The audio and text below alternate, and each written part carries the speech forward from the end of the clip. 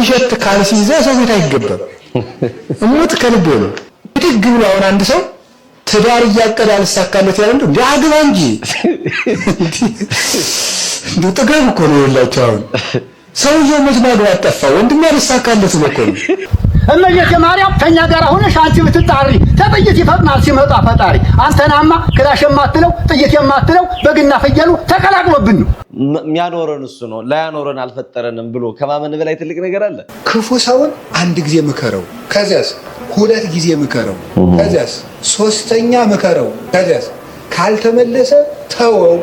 ከገፋበት ግን ክፉ መሆኑን ለሌላ ሰው ንገርበት እንዳይጎዳ። የታመመ ሰው ልንጠይቅ ደን እየተገላገልን በብላት ጉረስ እንጂ እገሌ ጉረስ እንጂ አግደል አረ ጉረሱ በሉት ሻይ አንጠጣት ጨርሳት። ሰውየው ይሁን ከቀመሰ 5 ቀኑ ነው የተኛው ሰውዬ። ለምእመኑ የምናስተምረው የባህታዊ ትምህርት ይሆንና ይቸገራል። እናንተ እኛን ጣድቃኖችን እንዲህ የበላ በዓለም ያለውን እንዴት ያደርገው ነው አለ ጌታ እኮ።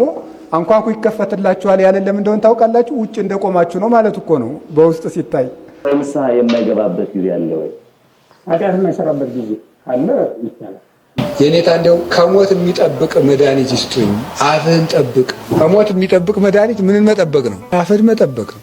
ያርጎራጎራችን ጥሎን ይሄ ስንጠራው የማይመጣ አባት ይመጣል። ኑሯችን ይሄንን መስቀል ነው የሚመስለው።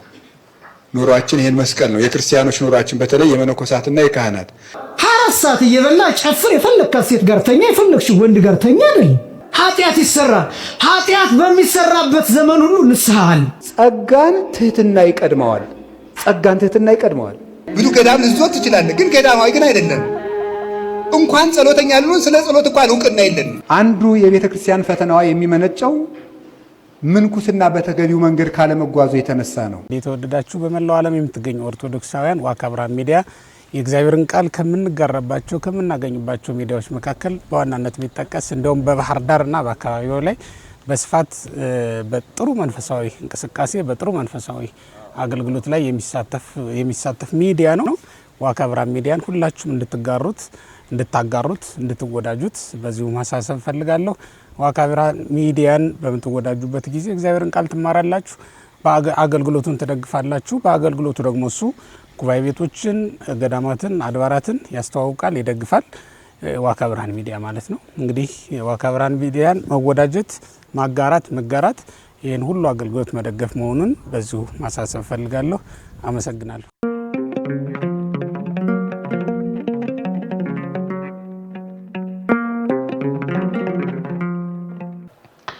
ሰላም ተመልካቾቻችን እንዴት አላችሁ? የዋካ ብርሃን ሚዲያ ነው። ዛሬ ተመልሰናል። አስተማሪ አጫጭር ቪዲዮዎችን ይዘን መጥተናል። እስከ መጨረሻው ድረስ አብራችሁን በመቆየት እንድትከታተሉ በአክብሮት ጋብዛለሁ። ወደ ቪዲዮቻችን አብረን እንግባ። ንስሐ የማይገባበት ጊዜ አለ ወይ? ኃጢአት የማይሰራበት ጊዜ ካለ ይቻላል። ንስሐ የማይገባበት ጊዜ መኖር ይችላል። ኃጢአት የማይሰራበት ጊዜ ካለ ንስሐ የማይገባበት ጊዜ አለ ማለት ነው። ግን ኃጢአት የማይሰራበት ጊዜ አለ ወይ? እንጠይቃለን አለ። እንደዛ ካለ ንስሐ ችግር የለውም።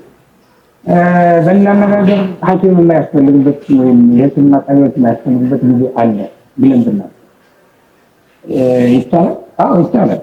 ከሌሎች ከሆኑ ሁላችንም እና ደዌ የሚባለው ነገር ከዚህ በኋላ በአዋጅ ጠፍቷል ብሎ መንግስት ነው የጤና ተቋማትን መንገድ ይችላል። እኛም እንደዛ ነው። ግን እንደዛ የምንደርስበት ዘመን ይሄ። ስለዚህ ምን ሆናል? ሁልጊዜ ንስሐ እንገባለን። አሁን የሚያነሳው ይገባኛል።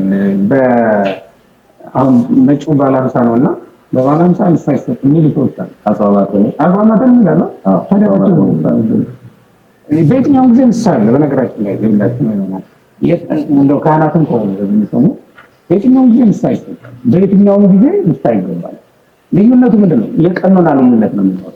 ቀኖና የምንሰጠው ቀኖና ግን የሚያይ ለአጽዋማት ለበዓላት የሚሰጠው ቀኖና በሌላ ጊዜ ከሚሰጠው ቀኖና የተለየ ነው። ለምሳሌ የጾም ቀኖና የሚያስፈልገው ኃጢአት ቢኖር የምንጾምበት ጊዜ ካልሆነ ወይም እንዳንጾም የተከለከልንበት ጊዜ ከሆነ የጾም ቀኖና አይሰጥም። የስግደትም ልትነው አይሰጥም። የሚሰጥ ምንድን ነው? በዚህ ወቅት ልናደርገው የሚገባ ቀኖና ምሳሌ ሊሆን ይችላል። እነዚያም ሌላ ቅጣት ሊሆን ይችላል። አደጋ ታስቀጥላለህ እንጂ ንስሐ የማይገባበት ጊዜ አለ ብለህ ማወቅ አይቻልም። ሸክም ከብዶት የመጣን ሰው ተመለስ ማለት ነው። በመጣበት ጊዜ ሁሉ ምዕመናን ኃጢአት በሰራንበት ጊዜ ሁሉ ኃጢአታችን ማተወገድ ነው ንስሐ መግባት። ካህናቱም ለምእመናን ንስሐ ያስፈልገናል ብለው በመጡበት ጊዜ ሁሉ ንስሐ መግባት ቃለ ሕይወት ያሰማልን። ይሄን ቪዲዮ የዋካ ብርሃን ሚዲያ ስንጀምር የመጀመሪያ ቀረጻ ቪዲዮአችን ነበረ። ንስሐ የማይገባበት ጊዜ አለ ብለን ነበር ሊቀ ሊቃውንትን የጠየቅኳቸው። እንደሰማችኋቸው ንስሐ የማይገባበት ጊዜ የለም። ዓመት እስከ ዓመት ሰው ኃጢአት እስከሰራ ድረስ ንስሐ የማይገባበት ጊዜ ፈጽሞ የለም ብለው አብራርተው ባስተማሩበት ልክ ነው። ሌሎች መምህራንም በተለይ አሁን ቀጣይ ተሰማችኋላችሁ ርዕሰ ሊቃውንት አባ ገብረ ኪዳንም ሌሎች መምህራንም የሚሉትን በበዓለ ሃምሳ ንስሐ ይገባል አይገባም የሚል የሚወዛገቡ የራሱን ሐሳብ የሚያስቀምጡ በፍጹም አይቻልም ስለማይሰገድ ስለማይጾም ንስሐ ይገባም የሚሉ ብዙዎች አሉና መምህራኑ ምን ይላሉ የሚለውን እስኪ አብረን እንስማቸው። በበዓለ ሃምሳ ሰማይና ምድር ታርቆበታል። አሁንም ንስሐ ነው። በበዓለ ሃምሳ ንስሐ የለም የተባለው ስግደት አይሰጣችሁም ነው እንጂ አትናዘዙ ማለት ነው። እሾህ ወግቶኝ አሁን በዓለ ሃምሳ ነው በሰኔ ነቅልልሃለሁ ይባላል እንዴ? ሾህ አይደለም እንዴ? ኃጢአት ምንድን ነው? ሾህ ነው። ነፍሴን እየወጋት አይደለም እንዴ? እና እሱን በሰኔ ነቅልልሃለሁ ሊባል ነው እየወጋኝ። አሁኑ ሄዳችሁ ታረቁ ከእግዚአብሔር እንታረቅ። ርዕሰ ሊቃውንት አባ ገብረ ኪዳንም በጣም የመሰሉበት ይገርማል። ሰው ሾህ ወግቶት ዛሬ በዓለ ሃምሳ ስለሆነ ሾህ አይውጣልኝ አይባልም። ኃጢአት ሾህ ነው። የወጋንን ሾህ ወዲያውኑ እንንቅላለን። ያኔ ላንሰግድ ያኔ ላንጾም እንችላለን። በዛውን ጾም የሚሰጥበት በዛውን ስግደት የሚያሰጥ ከሆነ በኋላ ጊዜው ካለፈ በኋላ ይሰጣል። ንስሐውን ግን ወዲያው መናዘዝ እንዳለብን ነው የተናገሩት። እስኪ ሌላ መምህርም ልጨምራችሁ። ዘመነ በዓለ ሃምሳ ንስሐ ይገባል የሚሉ ሰዎች የለም። የቤተክርስቲያን ትምህርት እንደዛ የሚል የቤተክርስቲያን ትምህርት የለም። በነገራችን ንስሐ ይገባል፣ በበዓለ ሃምሳ ንስሐ ይገባል። ለምን? ኃጢአት ይሰራል። ኃጢአት በሚሰራበት ዘመን ሁሉ ንስሐ አለ። ኃጢአት ባለበት ሁሉ ንስሐ አለ። ኃጢአት ባለበት ሁሉ ምን አለ አልኩሽ? በበዓለ ሃምሳ ንስሐ አይገባም ሳይሆን የንስሐ አሰጣጡ ግን ይለያያል። ስግደት አይሰጥም ለምሳሌ፣ ጾም አይሰጥም ለምሳሌ። በበዓለ ሃምሳ ኃጢአት አትስሩ፣ አትዘኑ፣ አታልቅሱ። ምክንያቱም በዓለ ሃምሳ የደስታ ጊዜ ነው። ግን ደግሞ የደስታ ጊዜ ነው ስለተባለ 24 ሰዓት እየበላ ጨፍር፣ የፈለግካት ሴት ጋር ተኛ፣ የፈለግሽው ወንድ ጋር ተኛ አይደል እንዴ? ሰው እየበላ እየጨፈረ እየሰከረ መጠጥ ቤት እያደረ ቱቦ ውስጥ እየተኛ ከሚስቱ ውጭ ሌላ ሴት ጋር እየሄደ ሐዋሳ ላንጋኖ እየሄደ ሶደሬ እየሄደ በኃጢአት እየወደቀ ይህን ዋስትና ወስዶ ንስሐ አልገባም እንዴት ይባላል? ማን ይሄን ያሰማል? ያ ሰው ኃጢአት ቢሰራ የሚሰጠው ስግደት አይደለም፣ ጾም አይደለም፣ ምጽዋት ይሰጠዋል። ምሳውን ለእኔ ቢጤ እንዲሰጥ ይደረጋል። መጥኖ እንዲመገብ ይደረጋል። ቤተክርስቲያን መጥቶ ጸሎት እንዲያደርግ ይደረጋል። መስገድ ስለማይቻል ስለ ስግደቱ ፋንታ ዳዊት እንዲደግም ይደረጋል። ብዙ ጸሎት ብዙ አቡነ ሰበሰማያት በቀን ውስጥ 40 ጊዜ 50 ጊዜ እንዲያደርስ ይደረጋል እንጂ ንስሐ አይገባም እንዴት ይባላል? ኃጢአት ለመስራት ፈቃድ የወሰድን ይመስል እንዴት እንደዛ ይባላል? የለም እንደዛ ነው። በሰሙነ ሕማማት ደግሞ ሰው ኃጢአት እንዳይሰራ ቤተክርስቲያን እንዲሁን ግብረ ሕማማቱ በ24 ሰዓት ውስጥ የተሰሩ ስርዓቶች አሉ። ከሌሊቱ 6 ሰዓት ጀምሮ በየሰዓቱ የሚነበቡ ምንባባት አሉ። ጠዋት 1 ሰዓት፣ ከዛ 3 ሰዓት፣ ከዛ 6 ሰዓት፣ ከዛ 9 ሰዓት፣ ከዛ 11 ሰዓት። ክርስቲያን ሁሉ ቤተክርስቲያን እንዲሁን ጊዜ የለውም ኃጢአት ለመስራት። ይሄ ብቻም አይደለም፣ የሚመገበው ምግብ ይለያል ኃጢአት እንዳይሰራ። ቀኑን ሙሉ እየሰገደ ይውላል። መመገብ የሚችለው ማታ ከምሽቱ 1 ሰዓት ነው። የሚመገበው 3 ነገሮች ብቻ ናቸው ወደ አፉ የሚገቡ። አንደኛ ቆሎ፣ ሁለተኛ ውሃ፣ ሶስተኛ ምናልባት ጨው ያለበት ቂጣ። እነዚህ 3 ነገሮችን ብቻ ነው እንዲመገብ የሚያዘፍታ ነገስቱ። ስለዚህ ኃጢአት አይሰራ። ኃጢአት ቢሰራ እንኳን ቢወድቅ እንኳን እግዚአብሔር ይፍታ ባይባልም ግን ለካህኑ ይናገራል። ይሄን ኃጢአት ሰርቻለሁ ብሎ ለካህኑ ይናገራል። በዚያ ሰዓት እስካሁኑ ስግደት ይሰጡታል። ምልክቱ ለምሳሌ በዕለተ ስቅለት ንስሐ እንገባለን። በዕለተ ስቅለት እኮ በሰሙነ ሕማማት ያደረግናቸውን በጥብጣቤ ጊዜ ይህንን አድርጌያለሁ ብለን እንናገራለን። 40 ስገድ እንባላለን። እዛው ሰግደን እንመለሳለን፣ እንወጣለን። ስለዚህ ሁሉንም መምህራን እንደሰማችኋቸው ሰው ኃጢአትን እስከሰራ ድረስ ከኃጢአት የሚፈታበትን ከእግዚአብሔር ጋር የሚታረቅበት ጊዜ ቀጠሮ ሊይዝ አይገባም። ይሄ በዓል ነው ይሄ ጾም ነው ብለን ወደኋላ አንልም ብለው ነው አባቶቻችን የተነገሩን። በእርግጠኝነት በጣም ብዙዎች በበዓለ ሃምሳ እንዲህ የለም ብለው ግራ የሚያጋቡ የሚያወዛግቡ ጉባኤ አስፍተው ወንበር ዘርግተው የሚያስተምሩ ከጥልቅ ከእውቀት ከሊቅነት እውቀት ከርቱ አንደበት ጋር መምህራን በዚህ ልክ ያስተምራሉ ማለት ነው። የመምህራኑን እንስማ አንወዛገብ የሚለውን ያዙልኝ። ነው ተመልከት፣ አዲስ ነገር አይ መሬትን ተመልከት። ደራርባ ለብሳለች፣ ራቁቷን ሁና ታሳዝነዋለች። በማዝያ ያለበት አምላክ እኛን ስም ያለ አሁን ይሄ መሬት የሚለስበት ሰዓት አይደለም። እሷን ያለበት አምላክ፣ እሷን ያከናነበ አምላክ በእውነት እንጥራው ይመጣ የት ይሄዳል? እንዲያርጓ ፍሶት እንዲያርጓ ራቁታችን ጥሎ እንዲሄድ ስንጠራው የማይመጣ አባት አይደለም ይመጣል። አያቻቸው አምላክ እኒ ገበሬ ደስ እንዴት እንደሚሉ የት ጥሎን ይሄዳል? ማይመጣ አባት የለንም። መሬትን ከላይ ዝናብ አዝንቦ እንዲህ ልብስ ያለበሳት እኛን እንዴት ይተወናል? ወንጌል አይደል? የምድር አበቦችን ይዋቸው እንዲህ አምሮባቸው የምታዩአቸው ተጨንቀው አይደለም። የሰማይ ወፎችን ይዋቸው የሚመግባቸው የሰማይ አባታቸው ነው ብሎ ቅዱስ ወንጌል መድኃኔ ዓለም ክርስቶስ በማቴዎስ ወንጌል ላይ ምዕራፍ 6 ላይ የነገረንን ነው በተግባር የሚነግሩን። እውነት እንዴት ማይጠገቡ አባት ናቸው። እስኪ እንስማቸው። ሃይማኖታችን አትነካም፣ ሃይማኖታችን አትደፈርም። አንተም ተሰቅለሃል፣ አንተም ተገርፈሃል። እንኳን የኔው ገላ ኃጢአት ያለበቱ ወንጀል ያለበቱ አምላክም ተሰቅሏል፣ አምላክም ተገርፏል። ያለም መድኃኒት ገረፉት፣ ሰቀሉት ቀንና ሌሊት አዳምን ለማውጣት ቃል በገባበት ገረፍ ነው፣ ሰቀል ነው፣ ገደል ነው መስሏቸው የትንሣኤ ዕለት ተነስቶ ቆያቸው። አይቆርበትም። እሱም ሲገረፍ እሱም ሲሰቀል አንድ ነገር አባት የማራቸው ነው። አላውቀትንም። በስምህ ብበላ በስምህ ብጠጣ በስምህ ብለብስ እንደ አዳም በስተት ስትወድቅ ድረስ አዳምን በስተት በለስን መልቶ ወርዶ ሲነካክት ደሙ ሲያላብሰው በእኔ ደም ነው እንጂ ባንተ ደም አድንም ብለህ የመለስከው እኔም ሳነካክት ደሙ ሲያለብሰኝ እባክህ ፈጣሪ ባንተ ደም መልሰኝ በል። የተሰቀለ የተገረፈ አባት አላችሁ። እንዲህ አድርጎ ነው የሚያኮራችሁ። ለጌታ አይደለም መስቀል ያሰረው። ጥላት ሲመጣ ልንጠልፍበት ነው። ጥላት ሲመጣ ዝንጀሮ መስሎ አይዞህ አትፍራ፣ አይዞህ አትባባ፣ ጠባቂም የለው። ይኸው ተመልከቱት፣ ሆድ እንኳን ጋዳ ነው። አባትና ልጁ ሊያጋድላቸው ነው። ይህን የሚለየው አንዱ አምላክ ብቻ ነው። ግን እኛ በጉልበታችን አይደለም ጎበዝ፣ በኃይልም አናሸንፍም። አለን አባት፣ የሚያርበደብር የሚያንቀጠቅጥ አባት አለ። እመቤቴ ማርያም ከኛ ጋር ሆነሽ አንቺ ብትጣሪ ተጥይት ይፈጥናል ሲመጣ ፈጣሪ። አንተናማ ክላሽ የማትለው ጥይት የማትለው በግና ፍየሉ ተቀላቅሎብን ነው። በግና ፍየሉ ያንጠረጠረበት አባይና ጣና ሂድና ከመልክ አባይና ጣና ያመሳቀላቸው የነዚህ መለያ መነጠሮች ናቸው። ውሃውን በኋላ እንዲያርጎ ሲያሻግር አትቀላቀልም ትንሽ ጥፍር ያክል። እባክህ መላኩ አባይ እንዲያየኝ ተማይደፈርሰው ተማይቀየረው ተጣና ጋር አድርገኝ። አንድ ሁለት ነው የምንጠራው። ጨረቃና ጀንበር ሲለኮከብን ማን የሰራቸው? የአባቴ ዘበኛ ሸብሻቢ ናቸው። እኛም ስንመጣ እኛም ስንገባ እንድናገኛቸው። አንድ ኮከብ መጣች ወደ እኔ ተልካ አዘንክን ጦለትክን ልውሰድልህ ብላ። አንድ ኮከብ ነው ወደ እኔ የላከው። ጨረቃና ጀንበር ወደ እህትደው ነው እነሱ የሚመጡ እነሱ የሚወርዱ ሁሉም ሲጸልይ። በጣም የሚገርሙ ናቸው። እውነት ለመናገር እኔ ሲሰማቸው ቢውል አይሰለችም። የሚናገሩበት የንግግር ቶን የግጥማቸው ተመስጧቸው በዛ ላይ ደግሞ ፍጹም ወንጌልን በእግዚአብሔር ያላቸው እምነት አይታችሁታል። በእውነቱ እነት አብዝቶ እንደ እግዚአብሔር እንዴት ይደሰት። በቃ አይተወንም፣ አባት አለን። በጉልበታችን አንመካም፣ ጉልበታችን እሱ ነው፣ የሚያኖረን እሱ ነው፣ ላያኖረን አልፈጠረንም ብሎ ከማመን በላይ ትልቅ ነገር አለ። እንዲያባሰብ እንጨነቅ እንኳን አንጨነቅም ነበር። ማርያምን እንዴት ደስ እንደሚሉ በእውነቱ እንደ ረጅም እድሜ ይስጣቸው። በጣም ነው ደስ ያሉኝ። ቀጣይ ያለውን ቪዲዮ እንመልከት። ምሽት ካልሲ ይዘህ ሰው ቤት አይገባም። እሙት ከልቤ ነው። 4 ካልሲ ይኖራችሁ አይደለም፣ እሱ የገንዘብ ጉዳይ ነው። ያለን አጥብ ነው እስኪ እንዴ ምን እኮ ነው እንዴ አንዳንድ ሰው ከሰው ቤት ሲሄድ ጫማ ወልቆ መግባት በጣም የሚሳቀቅ በተለይ ቤተክርስቲያን ሲገባ እኔ እንዲያው አባማ ማለት ጥሩ ትዝብት ነው።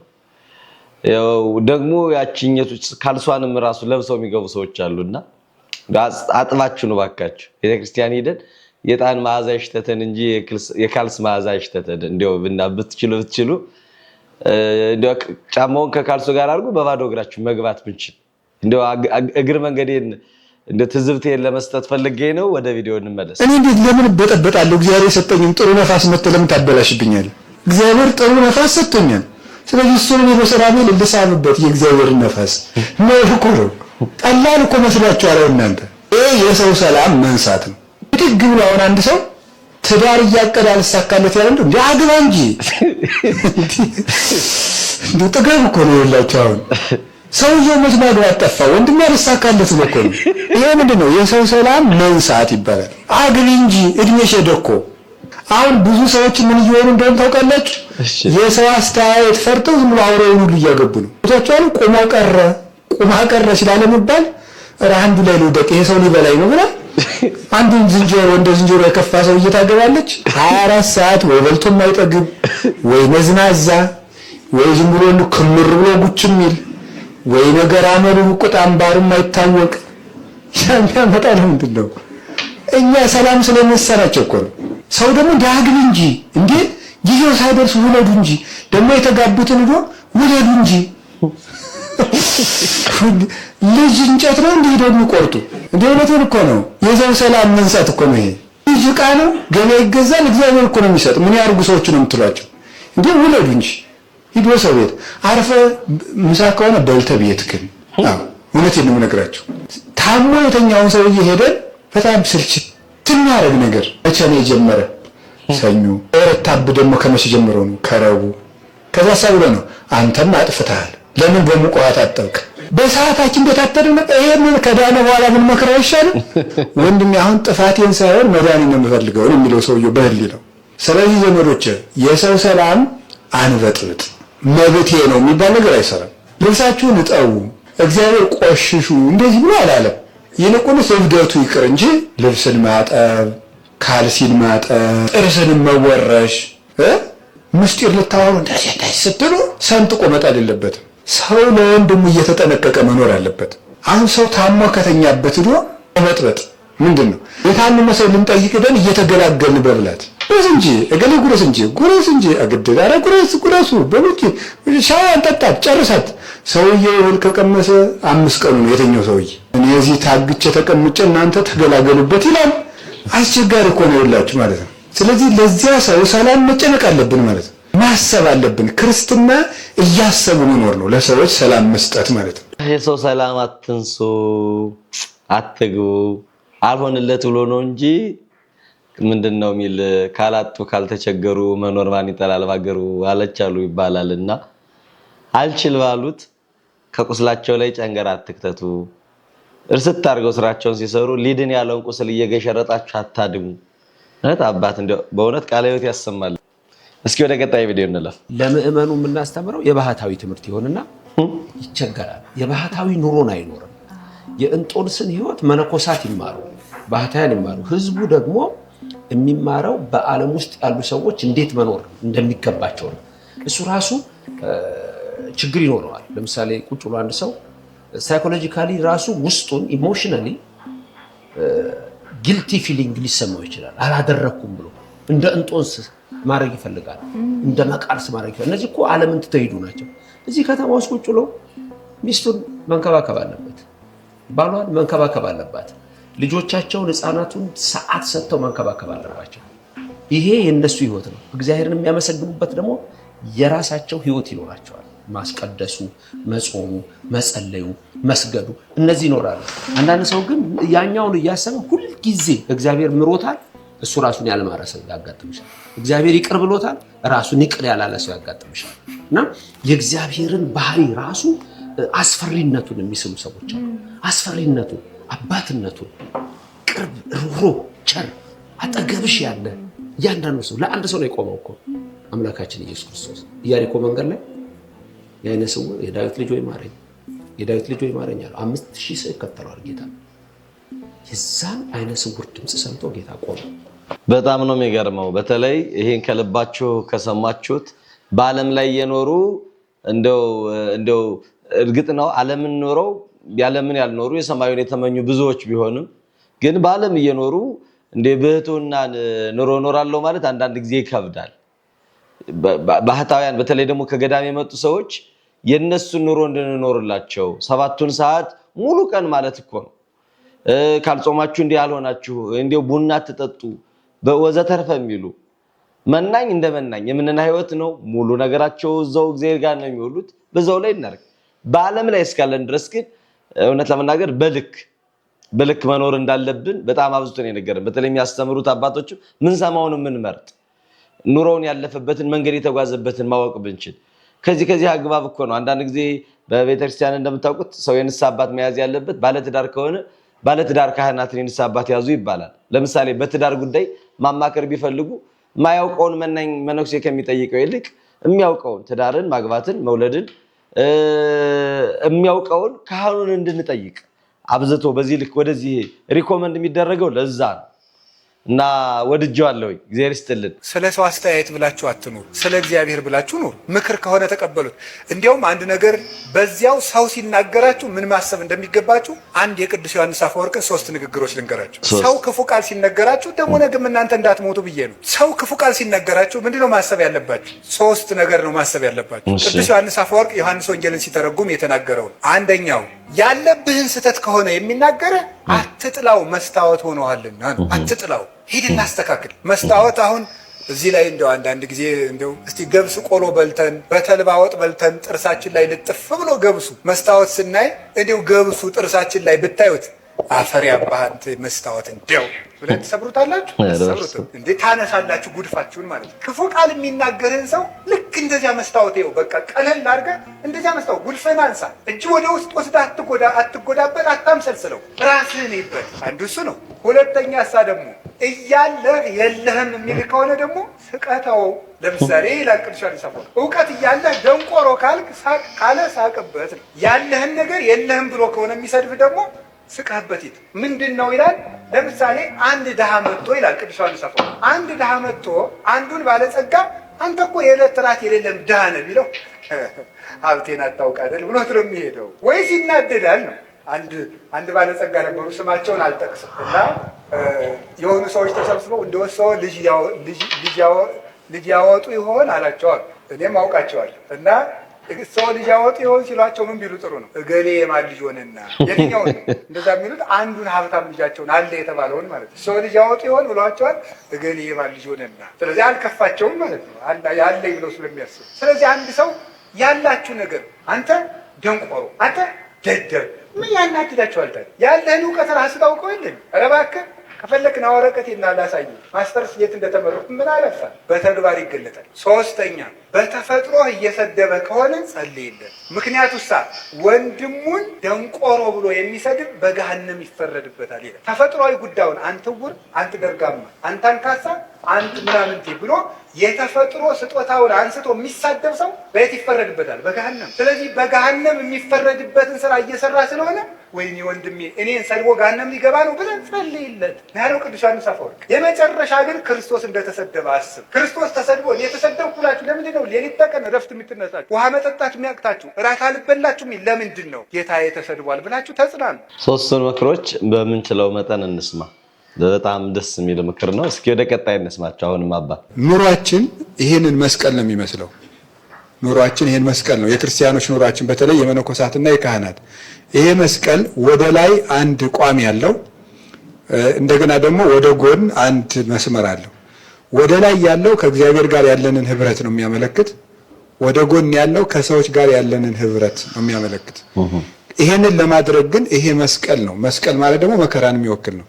እግዚአብሔርንም ለመውደድ ትግል አለው፣ ሰውንም ለመውደድ ትግል አለው። ማን ይፈትናል? ዲያብሎስ ይፈትናልና ማለት ነው። ለዚህ ብሎ ትዕግስት ሲኖር እግዚአብሔርን ለመውደድ በሚመጣው መከራ ታጋሽ ሲሆኑ፣ ሰውንም ለመውደድ በሚፈተኑት ፈተና ታግሶ ሲኖሩ አንድ ሰው መነኩሴ፣ ካህን፣ ክርስቲያን ይባላል ማለት ነው። አንድ ሴትዮ ገዳም ዕለቱን ገብታ ነው እሳት እየሞቀች እሳቱ ፍንጥር ብሎ ፈጃታል። ፍንጥር ብሎ ሲፈጃት ዕለቱን ገዳም የገባችለት ነው። እናንተ እኛን ጣድቃኖችን እንዲህ የበላ በዓለም ያለውን እንዴት ሊያደርገው ነው አለ። ዕለቱን ገብታ ማለት ነው። ይገርማል እኮ በእውነት ገና ምንም ሳንጀምረው ማለት ነው። አንድ ነገር ሳንጀምር መመጻደቅ መኩራት እንጀምራለን ማለት ነው። እኔ እንዲህ ያለው ጻድቅ ነኝ፣ እንዲህ ያለው ጸሎተኛ ነኝ፣ ጸበል ብዙ ገዳማ ታውቃለህ። ብዙ ገዳም ነው የምታውቅ እንጂ ገዳማዊ አይደለም። ብዙ ገዳም ልትዞር ትችላለህ፣ ግን ገዳማዊ ግን አይደለም። እንኳን ጸሎተኛ ልሆን ስለ ጸሎት እንኳን እውቅና የለንም። በጣም ድንቅ ነው። ትምክህትን እግዚአብሔር አብዝቶ ይጥላል። አንመካበት። አንዳንድ ጊዜ በፈረድንበት ራሱን መጽሐፍ ቅዱስ መጽሐፍ እንዳለ ሰው በሰፈረበት መስፈሪያ ይሰፍራል። መፍረድ የእግዚአብሔር የባህሪ ሀብት ነው። ሰው ሲፈርድ በእግዚአብሔር ቦታ ራሱን ያስቀምጣል ማለት ነው። ምንድነው መጽሐፍ የሚል የተናዶ ለሰው ዘንበለ ተራይ ተፍጻሜቱ የሰው መጨረሻ ሳታይ ነው የሚለው። መጨረሻው መቼ ነው የሚባል ሲሞት ነው። እንዲያው በሀገራችን ባህል ወልደው ሳያበቁ የሰው ልጅ አይናቁ ይባላልና ያ ማለት ምን ማለት ነው? ነገ የዘሩትን ማጨድ እንዳይመጣ ከፈራጅነት እንውጣ በጣም ድንቅ ነው። እስኪ ወደ ቀጣይ ቪዲዮ እንስማ። አሁን ቤተክርስቲያን እየተቸገረች ያለችው ብዬ የምረዳው አንዱ የቤተክርስቲያን ፈተናዋ የሚመነጨው ምንኩስና በተገቢው መንገድ ካለመጓዙ የተነሳ ነው ብዬ እረዳለሁ። ዕቃን ለመጠበቅ የዕቃውን ክብር ማወቅ ይቀድማል። በአውሮፕላን ስትሄዱ የሚሰበር ዕቃ ከሆነ ፍራጃይል የሚል ይለጠፍበታል። ተሰባሪ ዕቃ ነው፣ ተጠንቅቃችሁ ያዙት። እነዚህ ምንድነው ካርጎ የሚሰሩት ሰዎች እንዳይወረውሩት ማለት ነው። እንዳይወረውሩት የሚሰበር ነው ተብሎ ይጻፍበታል ማለት ነው። ሰው ሲያውቀው ያወቀውን ነገር በጥንቃቄ ይዘዋል። እና አለማወቅ እንዴት ያለ ዱር መሰላችሁ! እንዴት ያለ እኔ አሁን ከዚህ በኋላም እግዚአብሔር ባወቀው በየዓመቱ የዛሬ ዓመትም ምንኩስና ትናንትና ዛሬ የሚለውን መማር የለብንም። ከዚህ በኋላ ገዳማት መነኩሴ ሲቀበሉ አሳውቀውት እንዲቀበሉ እፈልጋለሁ። በእኔ በኩል አበምኔቶች አላችሁ እዚህ ከዘንድሮው ስብሰባ በኋላ ቢያንስ ይህን እርምጃ በገዳማት ኅብረቱም ይሄ እንዲወሰድ እኔ እፈልጋለሁ። በግሌ አንድ መነኩሴ ከመመንኮሱ በፊት ማወቅ አለበት፣ ቃሉን ማወቅ አለበት። ደረጃዎች አሉት፣ በኋላ እንነጋገርበታለን። ደረጃዎች አሉት። የመጀመሪያ ቃሉን ያስተምሩታል። ቀጥሎ ካም ኤንድ ሲ የሚባል ደረጃ አለው። ቃሉን ማሳወቅ ማለት ሃይማኖቱን ያሳውቁታል። ምንኩስና ምን እንደሆነ ከነገድሉ ከነአክሊሉ ከነድሉ ሩጫውን ከነሽልማቱ ተንትነው ያስረዱታል።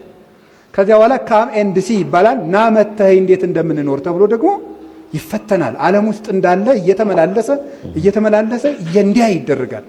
መጨረሻ ላይ ደግሞ ለ40 ቀን ቁጭ እንዲል ይደረጋል። መጨረሻ ላይ 3 ዓመት ማህበር ውስጥ ሳይጨመር መፈተን አለበት። ሳይገባው ይገባል፣ ሳይገባው ይወጣል። ምን ያርገው? ወዶ እኮ አይደለም። በማንም ላይ የመፍረድ ስልጣን እኔ የለኝም፣ አልገባንም። ስለዚህ አሁን እዚህ ያላችሁትን እኔ አልወጣኝም፣ ግን ገዳምን ማን ይበጠብጠዋል ብላችሁ ብትጠይቁኝ ምንኩስና ምን እንደሆነ ያልገባው ሰው በቃ እኔ መልሰው ገዳምን የሚበጠብጠው ማን ነው? ገዳም ያልገባው ሰው። ገዳም አልገባም እኮ አንተ ሰውዬ ይላል ሥርዓተ ቅዳሴያችን ላይ ቤተ ክርስቲያን ውስጥ ቆመ ልብህ ወዲያ ወዲህ የሚል ከሆነ ታወጣከ ቤተ ክርስቲያን ቅድስት ቤተ ክርስቲያን አውጥታ ትጥልሃለች ይላል። አንተ ግን እዛው የቆምክ ይመስልሃል። ቅዳሴው ላይ ያለህ ይመስላል፣ ግን ውጭ ነህ ነው። ሰምታችኋል አይደል? ጌታ እኮ አንኳኩ ይከፈትላችኋል ያለን ለምን እንደሆነ ታውቃላችሁ? ውጭ እንደቆማችሁ ነው ማለት እኮ ነው። በውስጥ ሲታይ አንኳኩ ይከፈትላችሁ፣ ውጭ ያለ ነው ውስጥ ያለን የሚያንኳኳው። ገና ውጭ ላይ ናችሁ እያለን እኮ ነው አንኳኩ ይከፈትላችኋል ያለን። ውስጥ ያለን ይመስለናል፣ ግን ይወጣን። ያ ነው ገዳሙን የሚያውከው የሚበጠብጠው። ገዳማት ወደ ክብር ከመብካታቸው በፊት ምን ይቀድማቸዋል? ስምምነት ይቀድማቸዋል። ስምምነትን ትህትና ይቀድመዋል። ትህትና ይቀድማል ለጸጋ ብሏል ማር ይስሐቅ። ትህትና ጸጋን፣ ትህትና ይቀድመዋል። ጸጋን ትህትና ይቀድመዋል። ከትህትና በኋላ ጸጋ ይመጣል እንጂ ከጸጋ በኋላ ትህትና አይመጣም። ነገሩ የተገላበጠ ይሆናልና እንደምታውቁት ከመውለድ በኋላ መጽነስ የለም አይደል? ከመጽነስ በኋላ መውለድ ነው ያለው። ተወልዶ የተጸነሰ የለም፣ ተጸንሶ የተወለደ ነው እንጂ። ቅደም ተከተሉ ሲዛባ ሁሉም ይዛባል። ቅዱስ ዮሐንስ አፈወርቅ እንዳለው እግዚአብሔር መጀመሪያ ጽድቁንና መንግስቱን ፈልጉ ቢለን ኋላ ሌላው ይጨመራል ቢለን አለ ንሕነሰ ወለጥነ ሥርዓተ ለእግዚአብሔር። እኛ ነገሩን ለወጥ ነውና መጀመሪያ ጭማሪውን ኋላ ጽድቁን አደረግነው። ወበይንተ ዝንረክብ አለ ዛቲ ወይለን ታክቲ። በዚህ ምክንያት ሁሉንም ሳናገኘው እንቀራለን። ስለዚህ አባቶችና እናቶች ምንኩስና ምንድን ነው የሚለውን እኔ ከዘንድሮ ዓመት በኋላ በሰነድ ተሰንዶ በእያንዳንዱ ገዳም መቀመጥ አለበት ብዬ ነው የማምነው። ተቀምጦ አንድ አርዲት ወደ ማህበር ከመግባቱ በፊት ምንኩስና ይሄ ነው ተብሎ ሊነገረው ይገባል ማለት ነው። አንድ ሰው እኮ ተምሮ በአንድ መስሪያ ቤት ለመቀጠር መጀመሪያ ሰርተፊኬት ያስፈልገዋል። ከዚያ በኋላ ሲኦሲ ይፈተናል። ከዚያ በኋላ ደግሞ መስሪያ ቤቱ የሚያወጣውን ፈተና ይፈተናል። ከዚያ በኋላ ደግሞ ምን ይሰጠዋል? ኦሪየንቴሽን ይሰጠዋል። ውስጥ ስላለው የስራ ሂደት ደግሞ የራሱ የአንድ ተቋም የስራ ባህል የሚባል አለ። እሱን ይሰጠዋል ማለት ነው። ከዚያ በኋላ ነው የሚገባ። እንደው ያላወቀውን ዓለም ገብቶ ሰው መከራውን እንዲ ሰው እንደው ከወዛደርነት እንደመጣ እንደዚሁ ከአስኮላ ትምህርት ቤት ዝም ብሎ ሮጦ እንደመጣ እንደው ብድግ ብሎ ነውር አይደለም እንዴ? ነውር እኮ ነው። ስልጠና አለ ሁሉም ነገር ማለት ነው። ስለዚህ ምንኩስና ምንድን ነው የሚለውን ማሳወቅ ይጠበቅብናል። እውነት ለመናገር እኔ በጣም ጥልቅ ሀሳብ ነው የሰጡት። ሚዲያው ላይ ግቡና እንድሰሟቸው እጋብዛቸዋለሁ። በኢትዮጵያ ኦርቶዶክስ ተዋሕዶ ቤተክርስቲያን ውስጥ ያሉ መነኮሳት ተወካዮች ናቸው ስልጠና እየሰጡ ያሉ። እጅግ የሚደንቅ ሀሳብ ነው ያነሱ። ለአባታችን ቃለ ሕይወት ያሰማልን። ለውጥ ለማያመጣ ሰው መናገር አይገባም። በነገራችሁ ላይ ክፉ ሰውን አንድ ጊዜ ምከረው፣ ከዚያስ 2 ጊዜ ምከረው፣ ከዚያስ 3ኛ ምከረው፣ ከዚያስ ካልተመለሰ ተወው። ከገፋበት ግን ክፉ መሆኑን ለሌላ ሰው ንገርበት፣ እንዳይጎዳ ሰው ካልተመለሰ ክፋቱን አሳውቅበት እንዲያልፍ። አንተ ግን ተወው። ሰነፍ ሰውን አትገስጸው። ምን ያደርጋል? ይጠላሃል። አንተ እኔን ልትመክረኝ ነው ይላል። ስለዚህ የማያስተካክልን ሰው ዝም፣ እንደ ፈረሰኛ መጋለብ ከፈልግ ጋልበው ብሎ ዝም። ለማይመለስ ሰው ዝም ማለት የእውነቴን ነው። አፋችን መከርከም ምክርም ምከረኝ ሳይሉ ሰዎችን አትምከር ይላል። ምከረኝ ሳይሉ አትምከር። ስለዚህ አሁን እኮ የሚመክረኝ ለራሱ ጥቅም ብሎ ነው ሊልህ ይችላል። ሁለተኛ ደግሞ የኔን ክብረ ወቅልኝ ብሎ ነው የሚመክረኝ ይላል።